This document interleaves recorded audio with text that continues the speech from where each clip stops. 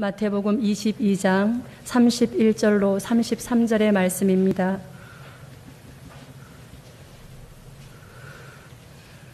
봉독하도록 하겠습니다. 죽은 자의 부활을 의논할진대 하나님이 너희에게 말씀하신 바 나는 아브라함의 하나님이요 이삭의 하나님이요 야곱의 하나님이로라 하신 것을 읽어보지 못하였느냐. 하나님은 죽은 자의 하나님이 아니요 산 자의 하나님이시니라 하시니 무리가 듣고 그의 가르치심에 놀라더라. 아멘.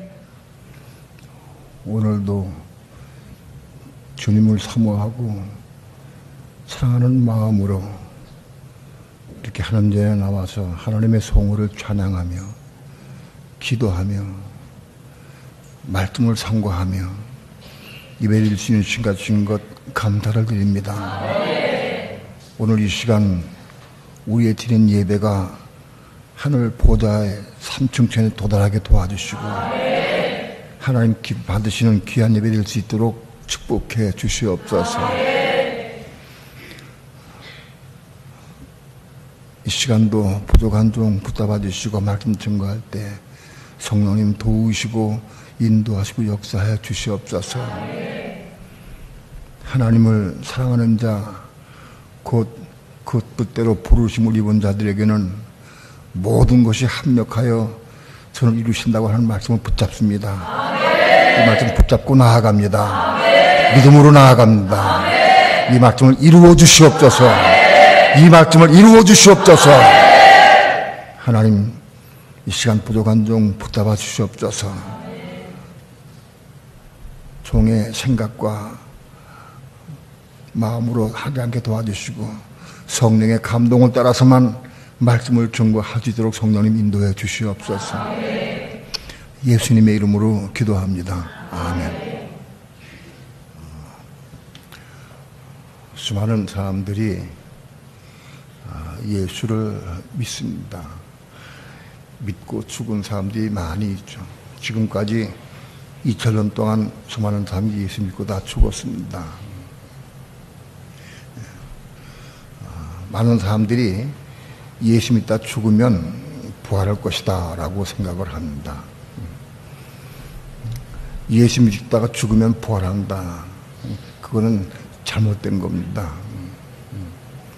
믿음은 부활하는 게 아니고 부활 생명을 받아야 부활합니다. 내 속에 부활 생명이 있어야 부활하죠. 내 속에 생명이 없으면 부활할 수 없습니다. 그럼 믿는 사람들에겐 다 이 부활 생명이 있느냐? 그렇지 않습니다. 오늘 본문의 말씀은 죽은 자의 부활을 원할진대 하나님이 너에게 말씀하신 바 나는 아브라함의 하나님이요 이삭의 하나님이요 야곱의 하나님이로라 하신 것을 읽어보지 못하였느냐. 하나님은 죽은 자의 하나님이 아니요 산 자의 하나님이시니라. 본문의 말씀은 하나님은 죽은 자의 하나님이 아니요 산 자의 하나님이시니라.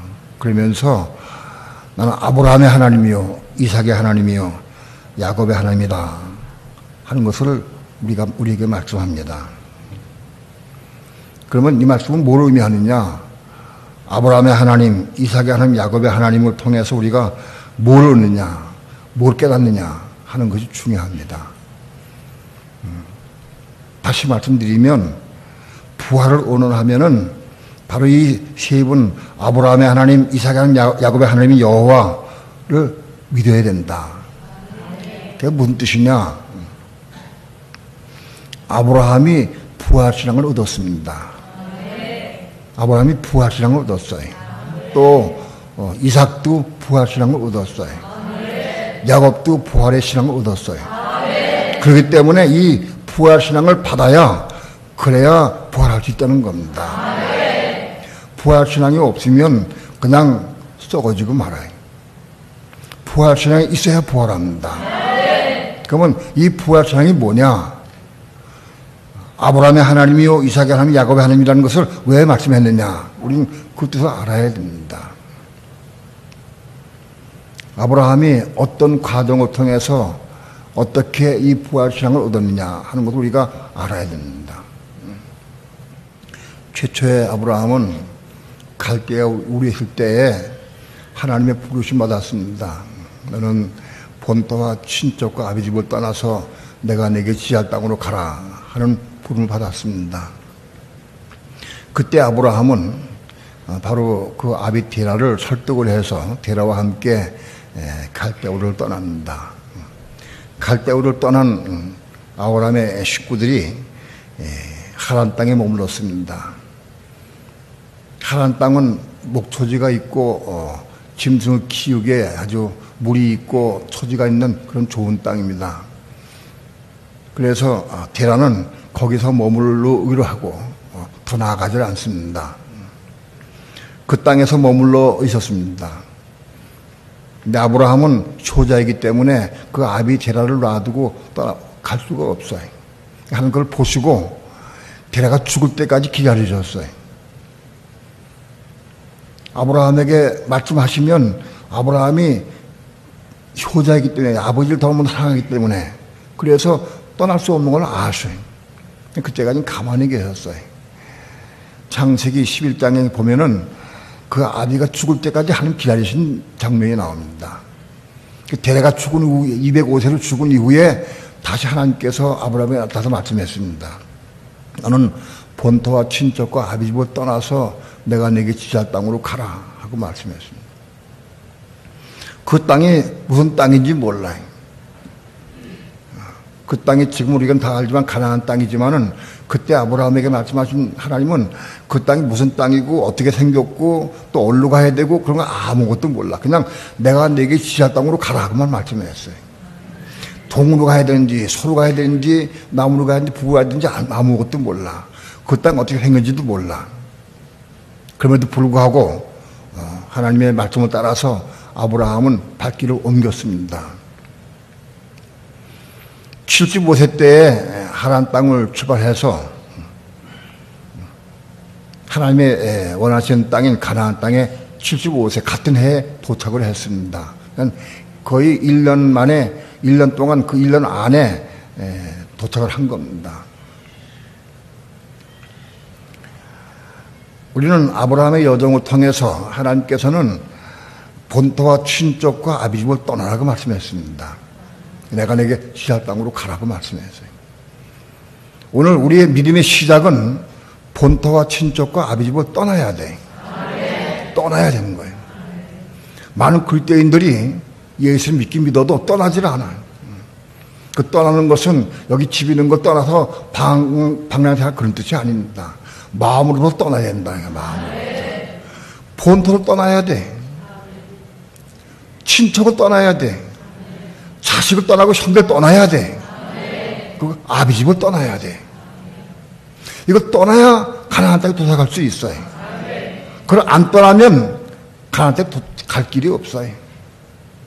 오늘 수많은 그리스도인들이 본토와 친척과 아비 집을 떠나질 않아. 매여 있어.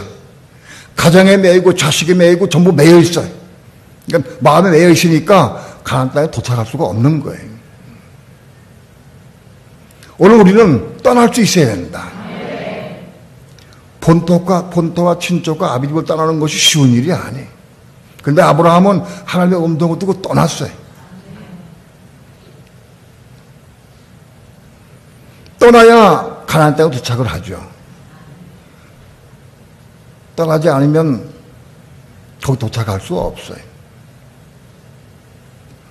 아브라함이 가나안 땅에 도착한 이후에 여러 가지 사건이 있었습니다.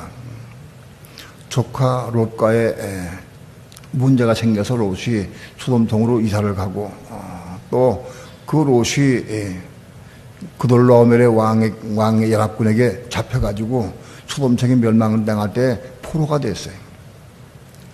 그때 아브라함은 자기 집에서 길르온 자 318명을 끌고 나가서 그 롯을 구해봤어요. 생명을 내걸고 롯을 구해왔어요. 아브라함에게 있어 롯은 자식과 같은 사람이에요. 그러나 롯하고 헤어졌어요.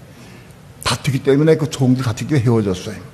그러나 롯이 잡혀간 걸 듣고 그리고 다시 구해왔어요. 그 외에도 아브라함은 가나안 땅에 도착한 이후에 흉년에 들어서 애굽으로 피난 갔다가 아내를 빼앗기는 사건이 생겼어요.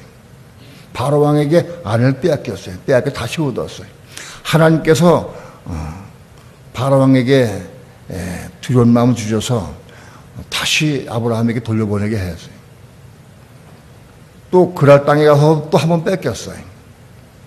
그때 아브라함은 자기 아내를 빼앗기지 않기 위해서 방법을 썼어요. 술주를 거짓말 시켰어요. 여보, 당신은 내 아내라고 그러지 말고 내 누이라고 하자.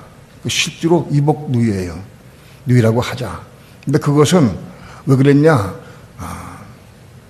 자기 생명이 두려워서, 목숨이 두려워서 나를 죽이고 아내를 빼앗아가면 어떡할까? 그렇게 해서 그렇게 거짓말을 시켰어요.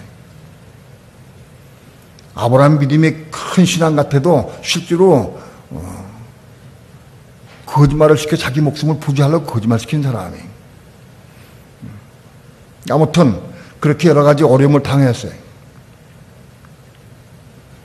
아마도 75세에 가나안 땅에 도착한 이후에 그 다음에 아브라함은 육축이 많아지고 또 하인디 종들도 많아지고 아주 거부가 됐어요. 거부가 됐는데 자식이 없어요. 자기 아내 사라와는 결혼한 지 굉장히 오래했고 같이 산 지가 오래됐는데 불구하고 자식을 낳을 수가 없었어요. 그래 아브라함은 생각하기를 내가 이제 나이가 늙어가는데 후사가 없으니까 다메섹 사람 엘리에셀을 내가 후사 삼아야 되겠다 하고 마음을 먹었어요. 자식을 낳지 못하니까 10년이 훨씬 지나도 자식을 얻지 못하니까 난 자식을 못 얻는 삶이야 생각을 해서 포기하고 자기 종 가운데 하나를 택해서 후사 삼았어요. 그때 하나님께서 이상중에 아브라함에게 나타났어요. 창세기 15장에서. 그래서 그 종인 엘리에셀은 내 후사가 될 수가 없다. 내 몸으로 할 때 후사가 되리라 하고 말씀을 주셨어요. 아브라함에게 자기 몸으로 자식을 낳을 수 있다는 것을 심어주셨어요. 아브라함은 하나님의 음성을 듣고 너무 기뻤어요. 그래서 자기가 자식을 낳을 수 있구나 하는 믿음을 가지고 그리고 아마도 사라와 사랑을 많이 나눴을 거예요. 그럼에도 불구하고 시간이 지나고 몇 년이 흘러도 자식을 낳을 수가 없어요. 그때 사라가 자기 몸종을 아브라함에게 드리면서 여보 난 자식을 낳을 수 없는 것 같으니까 당신은 자식을 낳을 수 있다고 하는 말씀했는데 자식을 못 낳는 거 보니까 나에게 문제가 있는 것 같다. 그러니 내 몸종을 드릴 테니까 그럴 테니까 자식을 낳아라. 그러면 내가 그 자식을 낳으면 내 자식으로 안 삼고 내가 후사 삼겠다 하고 약속을 했어요. 아브라함이 그 말을 좋게 듣고 받아들여서 그 몸종 하가를 받았어요. 받아서 그와 동침을 해서 아들을 낳았어요. 그것이 이스마엘이에요. 아브라함이 이스마엘 낳은 때가 86세예요. 86세에 이스마엘을 낳았어요. 그러니까 가나안 땅에 온 지 10년이 남은 해에 그 다음에 이스마엘을 낳은 거예요. 아브라함은 이스마엘을 낳은 다음에 너무 기뻤어요. 자기가 자식을 낳았으니 얼마나 기쁘겠습니까? 비록 몸종을 통해 낳았지만은 아브라함은 굉장히 기뻤어요. 너무 기뻐서 마음을 다 뺏겼어요. 성경에 보면은 아브라함이 86세부터 99세 될 때까지 약 13년 동안을 하나님 나타나지 않으셨어요. 86세부터 99세까지 14년 동안 아브라함은 이스마엘에게 푹 빠져 살면서 하나님을 등한히 살았나 봐요. 하나님 찾지 않으셨어요.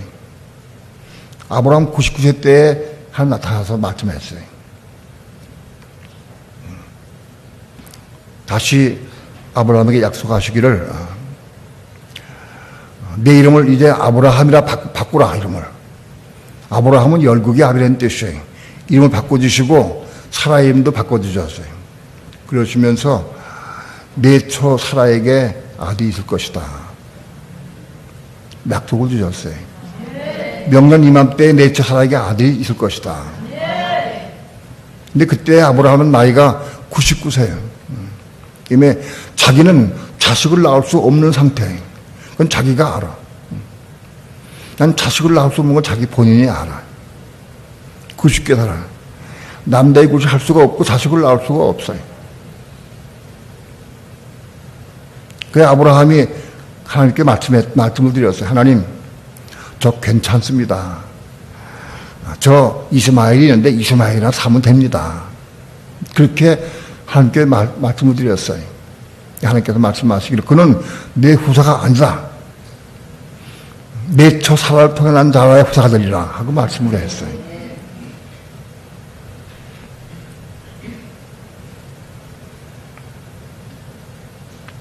그런 다음에 아브라함은 그날 밤에 자기 처 사라에게 말을 했어요. 여보, 내가 오늘 하나님의 음성을 들었는데 하나님께서 나에게 자식을 낳을 수 있다고 그래.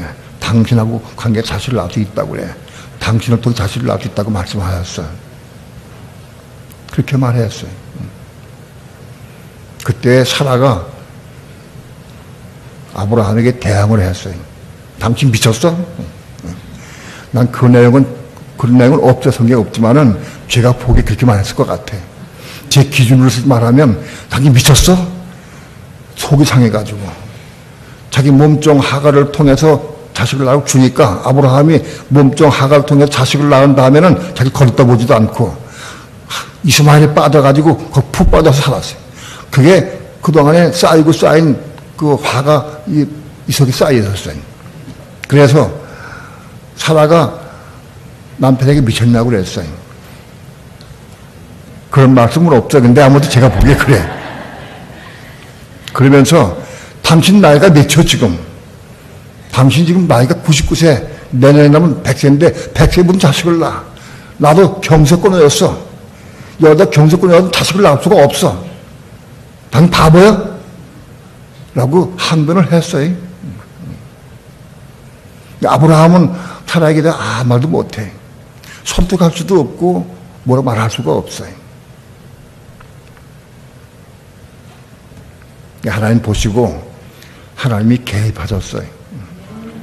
창세기 18장에 하나님께서는 천사 둘을 대동하고 아브라함의 앞에 나타나셨어요. 아브라함이 그 하나님과 천사 둘을 그때는 잘 모르고 지나가는 행인으로 알고 집에 들여서 그 식사를 대접을 했습니다. 근데 사실은 한 분은 하나님이시고 둘은 천사였어요. 식사를 마친 다음에 천사 둘을 소돔성으로 보내고 하나님과 아브라함과 대화합니다. 그때 아브라함의 처 사라는 바로 휘장을 치는 휘장 바로 옆에 있었어요. 그런데 하나님께서 아브라함에게 묻습니다. 내 처 사라가 어디 있느냐 하고 물으셨어요.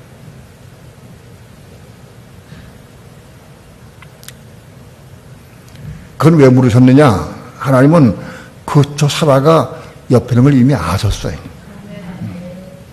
그 물으시면서 내 처 사라에게 아들이 있을 것이다 하고 말씀해 주셨어요.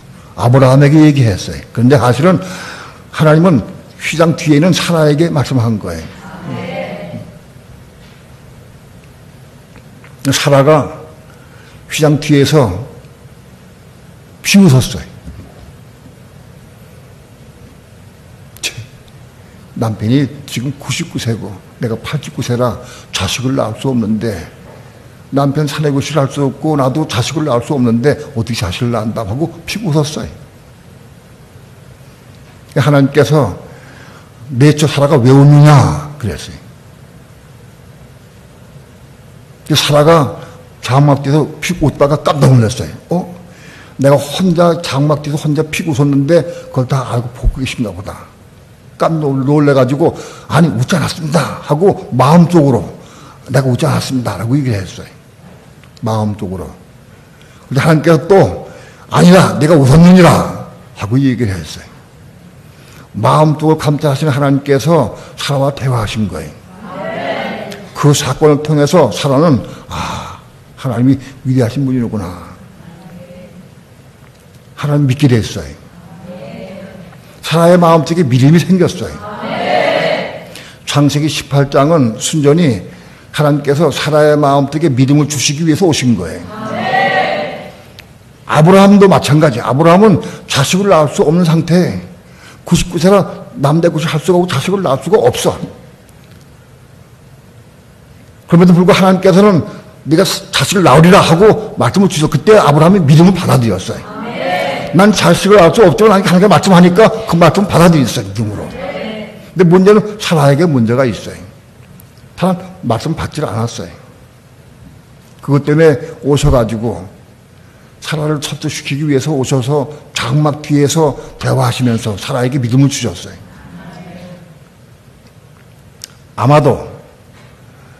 아마도 그날 밤에 아브라함과 사라가 사랑을 나누었어요. 그것을 히브리서에 보면은 이렇게 11장에 이 말씀합니다. 아브라함과 사라가 하나님의 믿음으로 잉태하는 힘을 얻었다 그랬어요. 잉태하는 힘을 얻었다. 육신적으로는 할 수 없고 이룰 수 없는데 능력받았어요. 자식을 낳을 수 있도록 힘을 얻었어. 그래가지고 그날 밤에 사랑을 나눠서 이삭을 잉태하게 됐어요. 이삭을 뵌 거예요.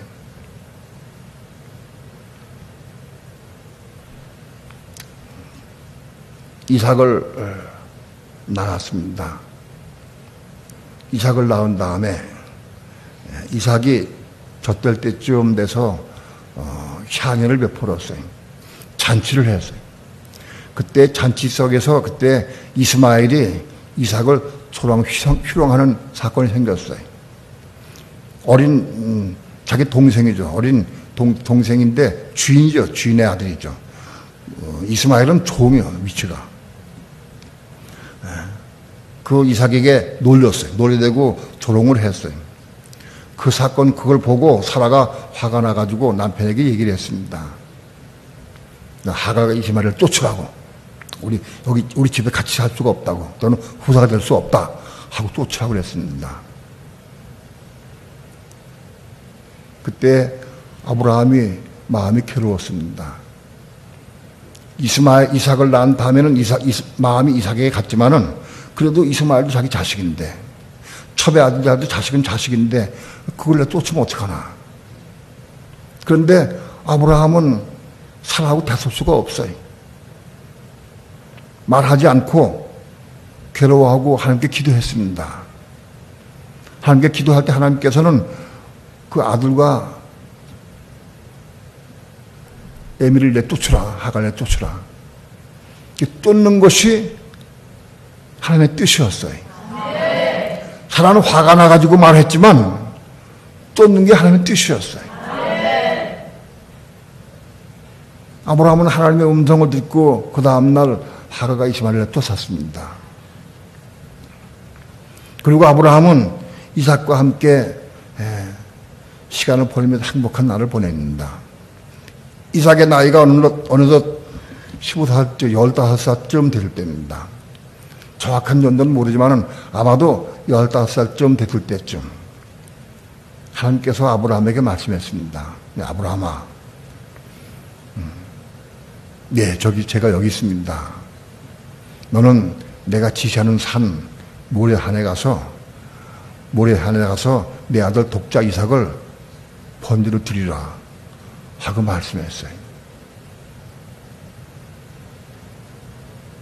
아브라함이 하나님의 음성을 들을 때 충격이에요. 이거 보통 충격이 아니에요. 자기가 사랑하는 독자 이삭을 제물로 드리래.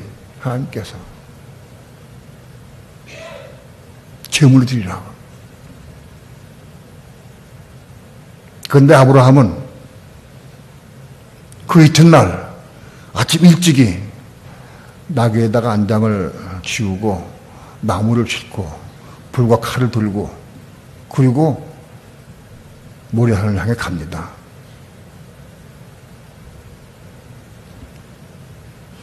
자기 아들을 제물로 드리기 위해서 모리아산으로 갑니다. 3일길입니다. 그때 아브라함이 살던 곳 브엘세바에서 모레산까지는 3일길이었어요. 3일길 갔어요.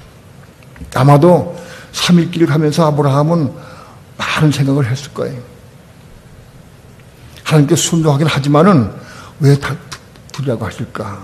죽으면 어떡하나? 그 사람 아들 이삭 하나밖에 없는데, 이스마엘에 쫓고 하나밖에 없는데, 그거 재물 드리면 어떡하나? 그게 보통 괴로운 일이 아니에요.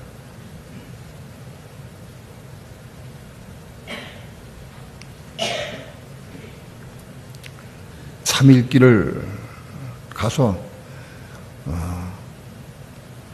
사환과 나귀와 사환들을 거기 쉬게 하고 이삭에게 나무찜을 주고 번제에 있을 나무찜을 주고 그리고 아브라함 불과 칼을 들고 그리고 산을 올라간다. 올라가면서 이삭이 아버지에게 묻습니다. 아버지, 나무와 불과 칼은 여기 있지만 번제할 어린 양은 어디 있습니까? 하고 물었어요.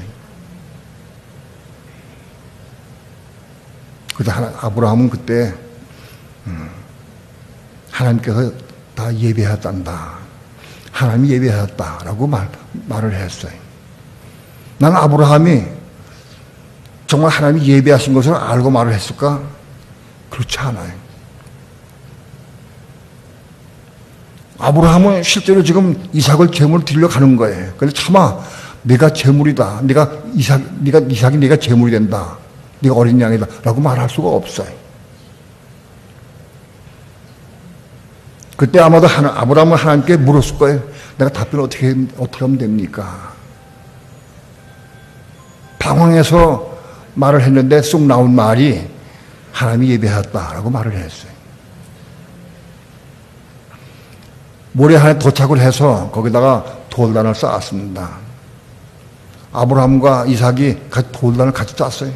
돌단을 쌓고 거기다가 단을 쌓은 다음에 아브라함이 이삭을 단 위에 무릎 꿇고 앉게 했습니다.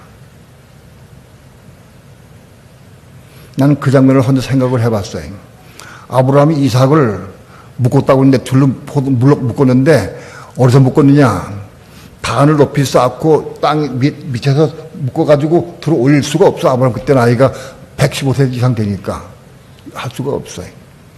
제가 보기에는 이삭을 단 위에 무릎 꿇게 했을 거예요. 이삭은 아버지 말씀에 순종해서 제단에 올라가서 거기에 무릎 꿇었어요. 아브라함 제단에 올라가서 이삭을 묶었어요. 그때 이삭은 알았겠죠. 아, 내가 번제 어린 양이로구나. 아브라함은 아무 말 하지 않고 묶고 그런 다음에 칼을 가지고 왼손으로 이삭의 목덜미를 잡고 오른손으로 칼을 가지고 내가 찍으려고 한다. 내가 치려고 할 때 하나님께서 아브라함아 하고 다급하게 부르셨어요. 내 아들 이삭의 손을 대지 마라. 내가 이렇게 하여 내가 나를 사랑하는 줄 내가 이제 알겠다. 하나님 왜 이삭을 바치게 하셨느냐? 이삭을 바치는가 안 바치는가 그거 보시려고. 내가 아들 이삭을 더 사랑하느냐 나를 더 사랑하느냐 그거 보시려고. 그걸 요구하신 거예요.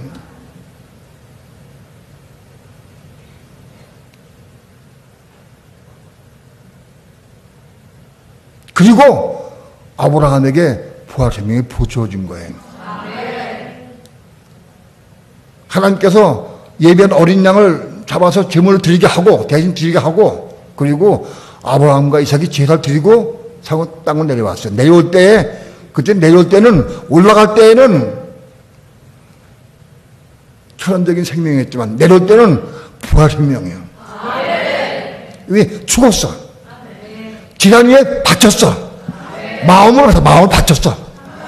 바쳐서 그렇기 때문에 부활 생명을 얻은 거예요. 이렇게 해서 아브라함이 부활 생명을 얻은 거예요. 이 생명이 있어야 부활할 수 있다.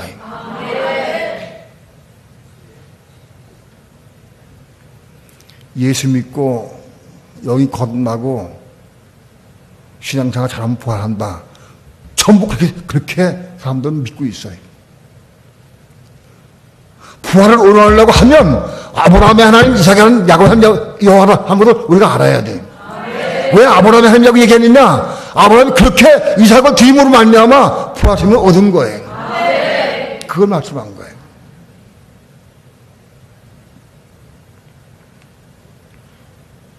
아브라함은 모레한에서 사랑한 독자 아들 이삭을 제단의 드림으로 말미암아 부활체복을 얻었어요. 이삭은 아버지에게 순종함으로 제단에 올라갔어요. 그리고 죽기를 각오하고 거기 무릎 꿇었어요. 그걸 통해서 이삭은 부활체복을 얻은 거예요. 이삭을 함께 제물로 드린 아브라함이 부활체복을 얻은 것이나 이삭의 그 아비 아브라함에게 순종함으로 죽기를 각오하고 순종함으로 얻은 것 똑같은 부활 생명이다. 이 생명이 있어야 돼. 부활 생명.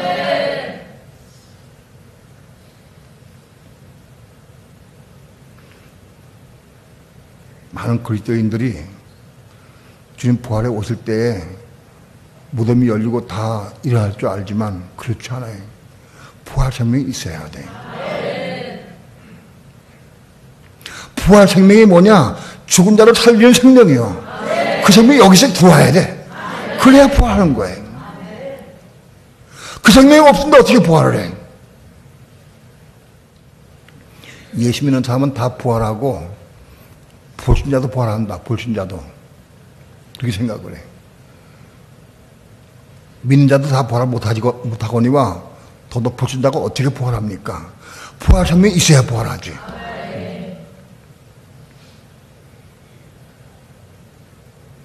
요한복음 5장에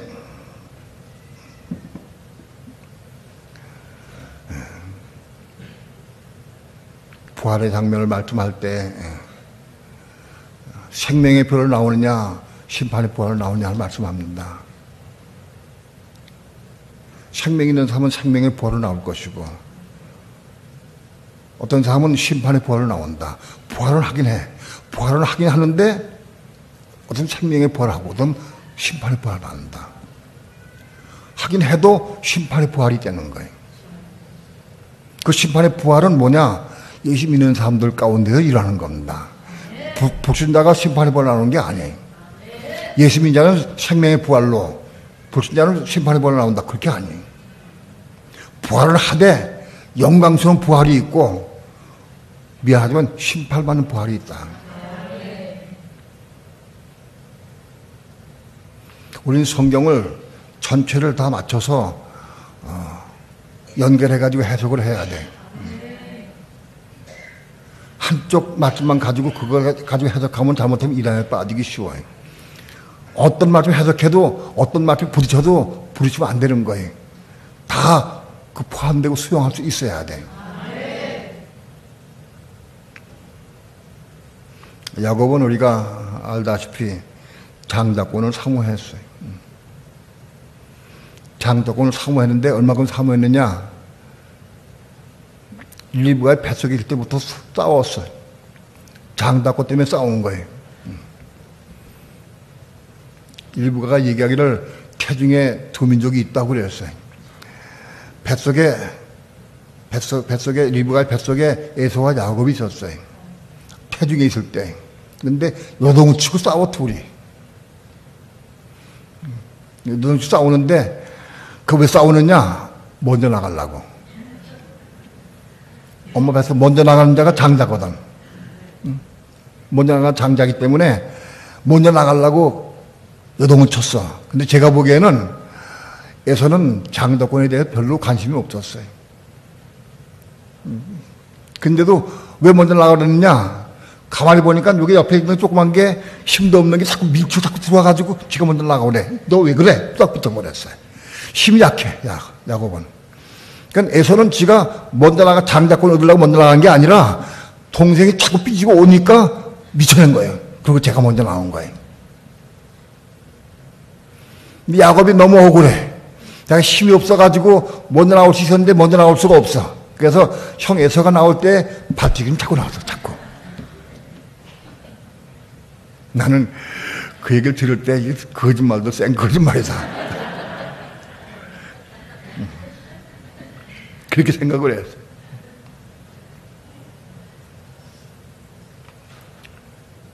그것은 하나님께서 장독간을 사모하는 마음 보시고 그렇게 표현한 거예요, 우리에게. 야곱은 아무튼 체중에서부터 장작권을 사모했어요. 그는 자나깨나 안 지났으나 그게 너무 억울했어요. 내가 같이 나올 수 있었는데, 내가 먼저 나올 수 있었는데, 너무 억울해. 그 마음에 늘 있어요. 장작권을 사모해요.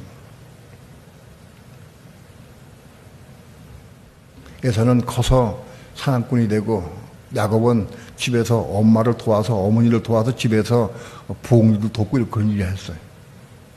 하루는 에서가 사냥을 해 나갔다가 빈돈 들고 허탕을 치고 왔어요. 배가 고프고 너무 허기지고 힘든 가운데 있었는데 보니까 냄새가 나요. 부엌에서 팥죽 냄새가 나. 그래서 팥죽을 한 거 달라고 그랬어요. 그래서 야곱이 팥죽을 쓰다가 형, 그 장독권 나한테 주면 내가 팥죽 줄게. 심각하게 얘기했으면은 안 돼, 심각하게 얘기하면. 그러니까 농담식으로 얘기했을 거야. 내가 보기에 그래. 형, 나 팥죽 줄게. 장독권 나한테 줘. 이렇게 심각하게 얘기했으면 안 됐을 거예요. 농담 반, 진담 반으로. 그 형님 가지고 있는 장작권 그건 뭐해? 그건 나 줘. 그럼 나 팥죽 줄게. 그렇게 얘기를 했어요. 그게 에서가 그래 가져가. 이거 뭐 장작권 이거 뭐 아무것도 필요 없어. 너 가져가. 그 말로 그냥 농담 반 질러 그거 가져가는데 가져가지는 거예요. 그게 농담만 질러 그냥 얘기한 거예요.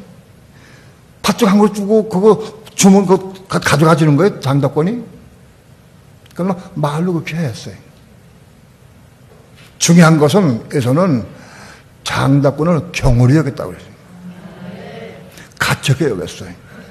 실제로 장작권이 넘어간 건 아니랄지라도 사모하는 마음이 없다는 거예요. 팥죽을 주고 형 에서가 장작 가져가라고 하면 장작 오는 겁니까? 장작가 오는 겁니까? 그거 아니잖아요. 이 장작권은 뭐냐? 마다들에 속한 자들이 되는 거예요. 마다들. 장작권. 장자의 권세 갖는 거예요. 그 장자의 권세가 뭐냐? 오늘 신약에서 장자의 권세를 부여하면은 그리스도. 예수 그리스도의 몸을 이루는. 예수 그리스도의 몸을 이루는 것이 장작권이에요.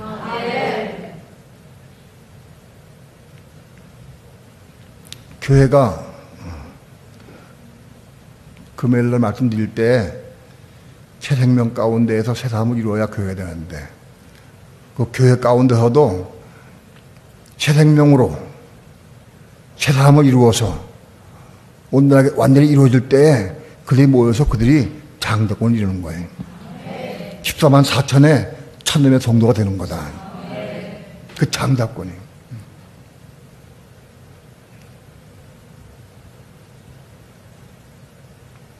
야곱은 이 장작권을 얻기 위해 눈먼 아비를 속이고 장독권의 축복을 받아냈습니다. 사모하기 때문에 하나님께서 이삭의 눈을 멀게 하시고 이삭이 야곱에게 장독 축복을 하도록 만드신 거예요. 왜 이삭의 눈이 이렇게 일찍 멀었느냐? 이삭이 눈 떴으면은 자기 생각으로는 이삭은 에서를 좋아해. 사냥을 하다가 많이 고기를 해주는 에서를 좋아해. 그러니까 이삭이 눈을 떴으면 절대 야곱에게 축복을 해주지 않아. 장독권 축복을. 하나님의 의도는 야곱 사모하는 야곱에게 장독권 축복이 있는 걸 원하셔. 그렇기 때문에 이삭의 눈을 멀게 하신 거예요. 눈이 멀어야 야곱에게 장독권 축복해 주지. 눈이 멀지 않으면 축복해 줄 수가 없어요. 절대게 오해한 일이 아니에요.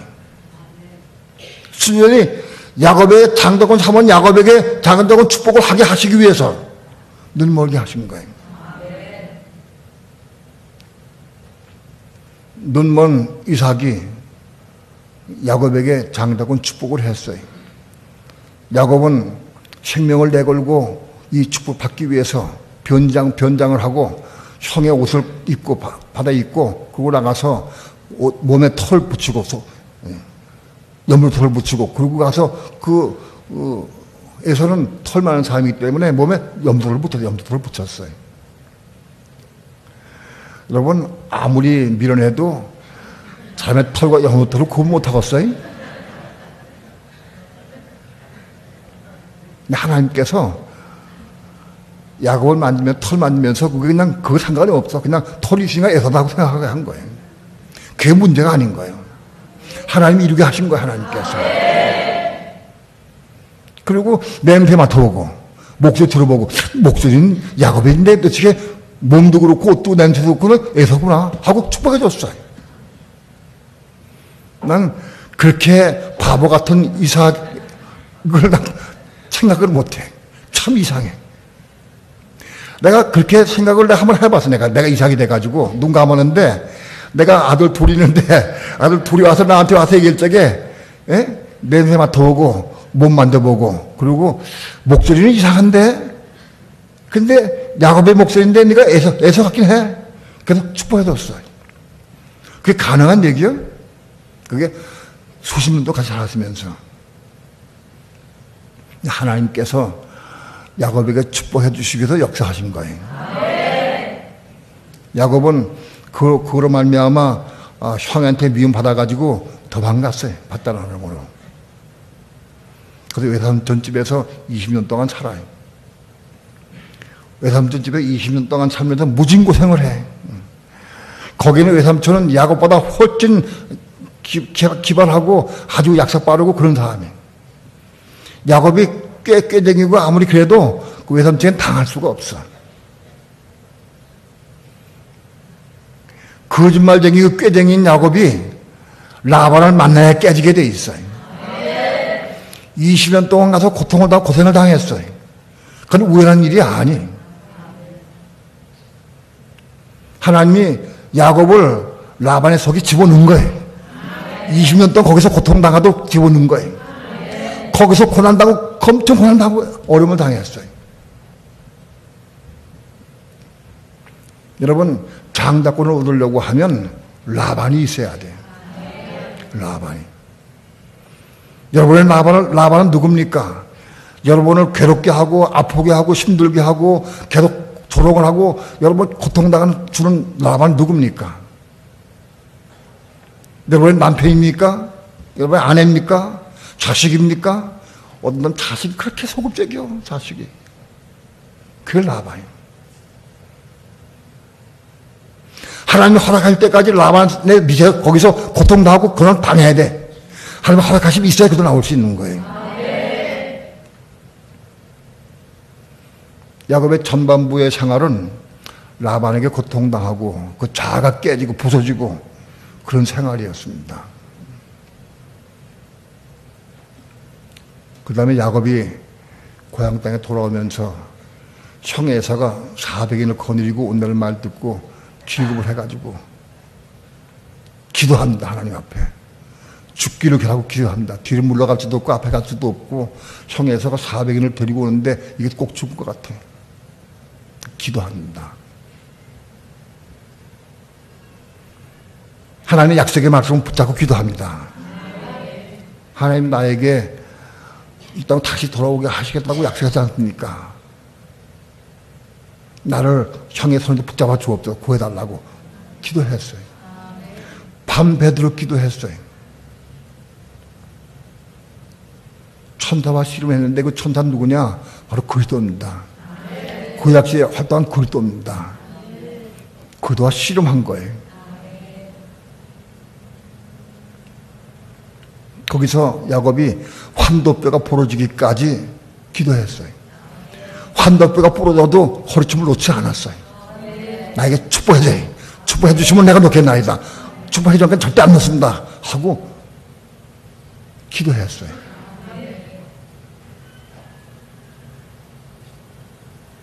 그때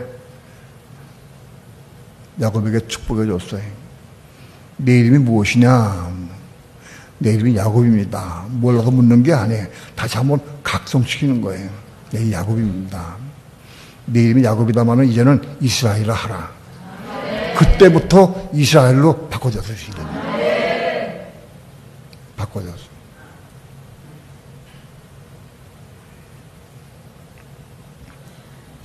오늘 예수 믿는 사람이 그리스도가 씨름을 한 야곱과 같이 그런 과정을 겪어서 혼들이 하나 거듭나게 되면 그때부터 이스라엘 되는 거예요. 혼이 거듭나야 이스라엘 되는 거다. 야곱은 라반에 갇힐 때는 혼이 거듭나지 못했어요. 야복강에서 하나님과 씨름하고 기도할 때 그때 혼이 거듭난 거예요. 그때 이름을 이스라엘로 바꿔주신 거예요. 이름. 혼이 거듭나야 이스라엘 되는 거예요. 창세기 32장에서 이스라엘이라고 하는 이름을 받았지만은 그래도 보면은 계속 야곱이 이렇게 번갈아 나옵니다.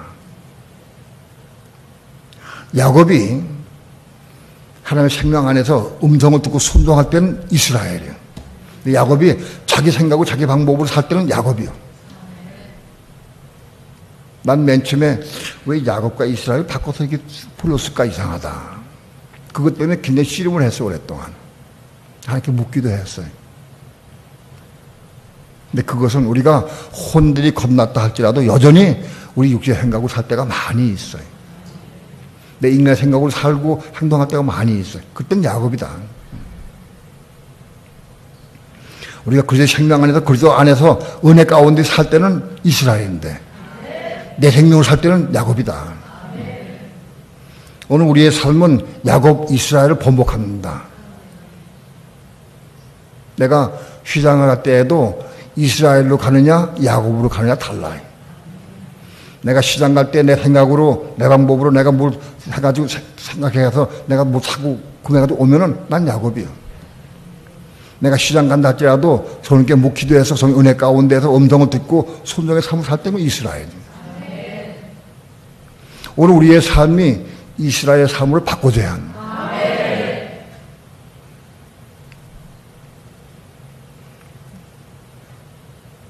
야곱이 그런 삶을 살다가 모든 일을 많이 당합니다. 자기 장자 루벤이 자기 침상에 올라서 야곱의 처인 빌하를 통간을 합니다. 자기 아들이 자기의 아내를 간음을 했어요. 근데 가보간에 아무 안 했어요. 그거 말하지 않기가 얼마나 어려워요. 쉽지 않아요. 십자가에 죽는 거예요. 십자가에 죽어야 돼. 내가 말을 아무리 안 하려고 해도 안 돼. 십자가에 죽어야 말 안 할 수 있어. 자기 아들들이 딸 디나의 사건으로 인해서 아말렉 족속을 딱 죽여버렸어요.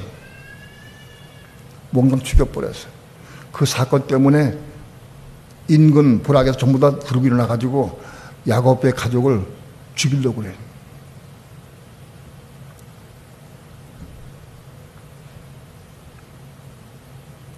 그때 야곱이 엎드려 기도합니다. 하나님, 우리 가족이 지금 공경에 처했습니다. 어려움 당했습니다. 어떻게 하면 좋습니까? 물었어요. 여러분, 어떤 경우도 우리 성령께 묻는 게 중요해요. 하나님께 물어야 한다. 우리는 권하기는 다른 사람에게 당신 꼭 성령에 물어라. 권할 수 있어도 내가 직접 어려움 당하면 물어주지가 않아. 굉장히 어려워. 물을 수가 없어. 물어주지가 않아. 그러나 묻는 자가 복이 있어요. 응답 받고 못 받고는 다음 문제예요. 그러니까 마음 중심 묻는 게 중요하다.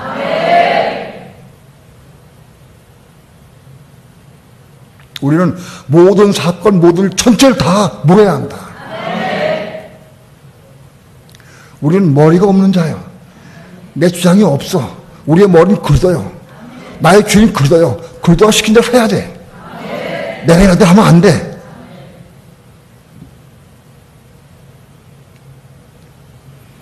야곱이 하나님께 물었습니다. 하나님께서 베델로 올라가라. 내가 처음에 나와 약속했던 바로 그 베델로 올라가라.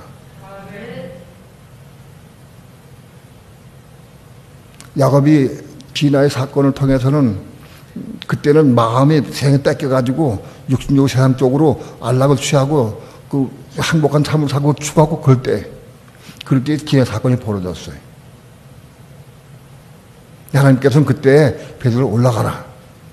신앙을 다 회복하는 뜻이에요. 신앙을 회복하라.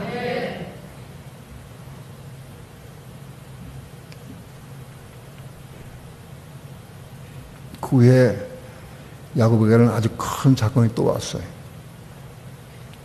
자기 아들들이 10 아들들이 양떼를 몰고 짐떼를 몰고 멀리 나가요. 떼가 많으니까 근처에 먹일 수가 없어. 몰고 다니면서 처음부터 몰고 다니면서 그 떼를 먹여. 근데 자식들이 소식이 없어. 간지 오래돼도.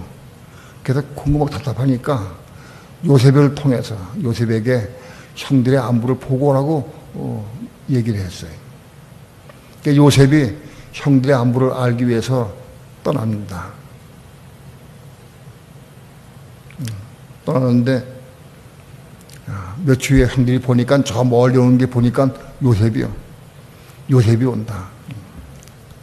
그 형들이 그동안에 야곱이 요셉만 좋아하고 사랑하니까 자기들은 별로 사랑하지 않고 그러니까 시기로 질투심이 났어요. 늘게 쌓여있었어. 마음에 쌓여있는데 요셉이 오는 걸 보고는 야, 저 꼼쟁이 요셉이 오는데 저 요셉을 우리 죽여버리자 하고 한 사람이 얘기를 했어요. 그래 죽이자 하고 전부 의논을 했어요. 시기 질투는 사람을 죽일 수 있습니다. 여러분 우리 시기 질투하면 안 됩니다. 그건 살인죄 질 수 있는 거예요.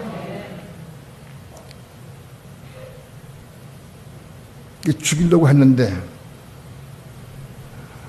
그 가까웠을 때 잡았을 때 루벤이 동생들 설득합니다. 루벤이 장자인데 설득을 합니다. 야, 이거 죽여서 피를 묻히면 뭐하냐? 우물 속에 가둬두자. 우리 손으로 피를 묻히지 말자. 하고 얘기를 해요.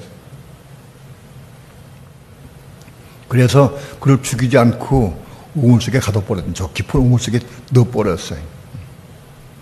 르우벤은 자기 아비에게 늘 죄송한 마음이 있어. 지은 죄가 있기 때문에 그 죄 때문에 늘 죄송해. 그런데 아비가 사랑하는 요셉을 죽이면 얼마나 마음 아프실까. 그게 와가지고 르우벤이 설득을 해가 동설득해서 그걸 죽이지 않고 우물 속에 집어넣은 거예요.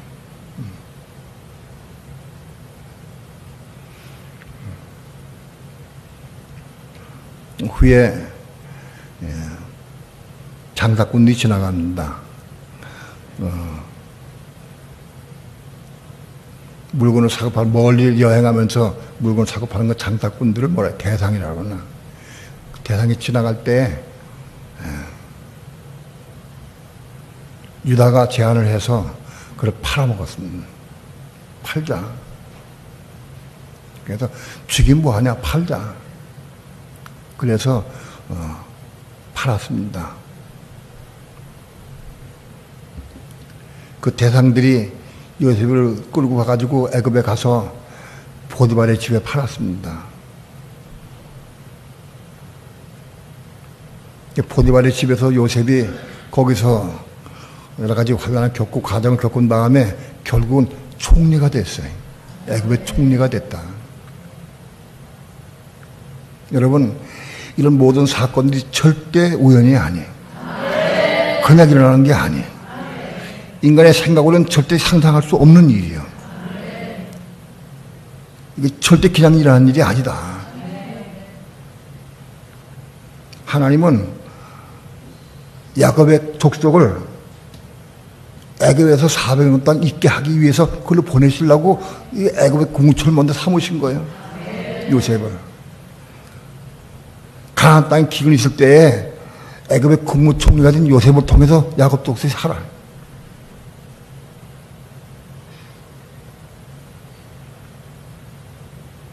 야곱이 결국은 요셉에게 가게 됩니다. 요셉이 준 말과 병거를 보고 그때야 춤을 추며 기뻐합니다. 야, 요셉이 살았구나. 죽은 줄 알았더니 요셉이 살았구나. 요셉이 죽은 줄 알았을 때에는 그 아들들이 요셉의 옷을 가져다가 염도 피를 묻혀가지고 요셉이 죽은 것 같습니다. 이거 못 보십시오. 요셉이 아닙니까? 하고 아비에게 속였어요. 그래서 그때 야곱은 그냥 통곡을 하고 울면서 내가 음백하고 싶다. 통곡 울면서 그렇게 마음 아파했어요. 자기가 좋아하고 사랑하던 요셉을 잃어버리기 때문에. 그런데 그 요셉이 살아가지고 애굽의 국무총리 됐으니 얼마나 기쁘겠어요. 죽었던 요셉이 애굽의 국무총리 돼서 그 받은 기쁨, 그게 부활생명입니다. 죽었던 요셉이 살아서 야곱에게 생명을 줬어요. 그게 부활생명이다. 야곱이 결국은 요셉이 보내준 병거를 타고 그리고 애굽에 갑니다. 애굽에서 요셉과 함께 삽니다. 그리고 바로왕 앞에 섰을 때 바로왕이 물었습니다. 야곱에게 당신 나이가 몇입니까? 수염이 많고 보니까 아주 나이 많은 것 같아. 그 야곱이 바로왕 앞에서 얘기합니다. 내 나이 130세. 우리 조상에 비해서는 많지 않지만 내가 험악한 채로 산 나이다 그랬어요. 야곱이 자기 생애를 험악한 채로 살았다고 그랬어요.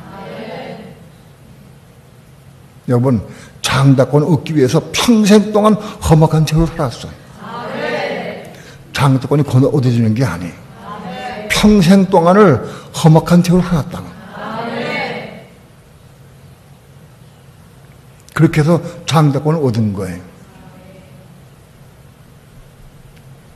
오늘 아브라함과 이삭과 야곱이 어떻게 이 생명을 얻었느냐, 부활 생명을 얻느냐, 이 과정을 간략하게 말씀을 드렸습니다. 오늘 우리도 이 부활 생명을 얻어야 됩니다. 믿는 자 천국, 불신 자 지옥, 이건 깨져야 된다. 이건 잘못된 겁니다. 이게 부서져야 돼.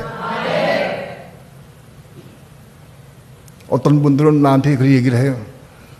저 생명식의 윤 목사는 믿는 자가 지옥 간다고 그래. 그것도 우리 이단이라고 합니다. 난 그렇게 얘기합니다. 마태복음 5장 22절 한번 봐라. 믿는 자가 누가 지옥 간다 그랬느냐? 그 예수 말씀하신 것이다. 예수님이 네 형제에게 믿는 사람들에게 제자에게 말씀하기를 형제에게 미련한 놈이라면 지옥 간다 얘기했어요. 문제는 예수 안 믿으면 지옥 가는 게 아니에요. 예수 믿는 자가 형제에게 미련한 놈이라면 지옥 가는 거예요. 그래야 돼.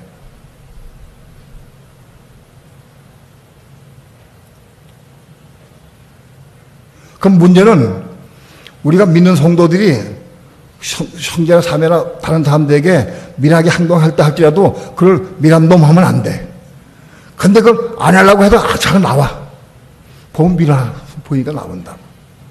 우리 힘으로 안 돼. 그 해결하는 방법은 부활 생명을 받아야 돼. 이 생명을 받아야 그걸 이룰 수가 있어요. 그러니까 예수님 하신 말씀 뭐냐 뜻이 형제에게 미련한 놈이 하는 게 아니라 그를 사랑으로 안고 기도할 수 있어야 한다. 부활 생명을 안고 기도해야 한다. 그래서 미련한다고 얘기를 안 해.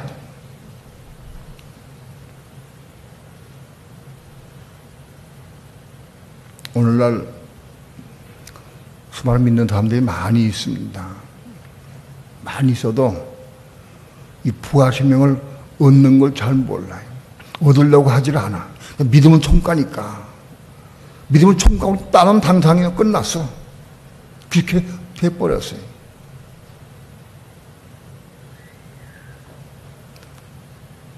부활을 말하려고 하면 아브라함의 하나님, 이삭의 하나님, 야곱의 하나님 말하라. 그걸 알아야 한다. 바로 아브라함과 이삭과 야곱은 부활 생명을 얻은 그런 과정들을 통해 부활 생명을 얻은 사람들이다. 이 부활 생명을 얻어야 부활한다는 거예요.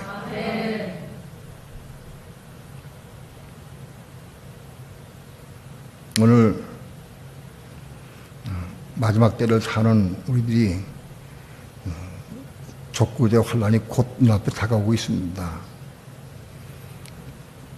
다니엘이 2600년 전에 예언을 했고 예수님이 2000년 전에 예언한 바로 그 적그리스도가 우리 코앞에 와 있습니다. 곧 와 있어요. 뭐 바랄 게 뭐 있겠어 지금. 우리 생애 앞에 와 있어요. 눈으로 보고 있어요. 적그리스도. 뭐 소망 가질 게 뭐 있겠어요. 자랑할 게 뭐 있겠어요. 교회가 중요해요. 교회. 교회가 생명으로 살아서 세상으로 건지는 게 중요하다. 교회가 중요하다.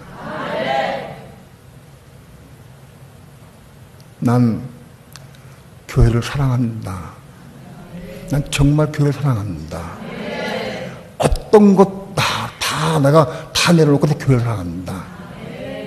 난 목회 생활 가운데 하도 가족이나 부모나 다 내려놨고 교회를 사랑했어요. 내 마음속에 교회밖에 없어. 교회가 그리스도의 몸이 한 집으로 건축되는 것이 가장 소원이에요. 그것이 가장 귀한 거예요.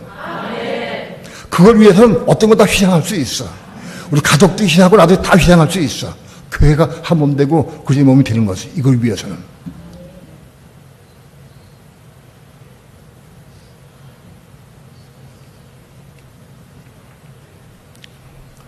교회가 부활 생명을 얻어서 이 부활 생명으로 새 생명 가운데 살아 새 삶으로 이루어져서 그래서 새 생명으로 사는 여러분 되길 축원합니다. 새 생명으로 사는 여러분이 바로 새 삶이 되는 거예요. 우리 새 삶을 이루는 삶을 살아야 하는 거예요. 오늘 우리의 삶이 날마다 새 삶으로 이루는 삶을 살기를 축원합니다. 기도합시다.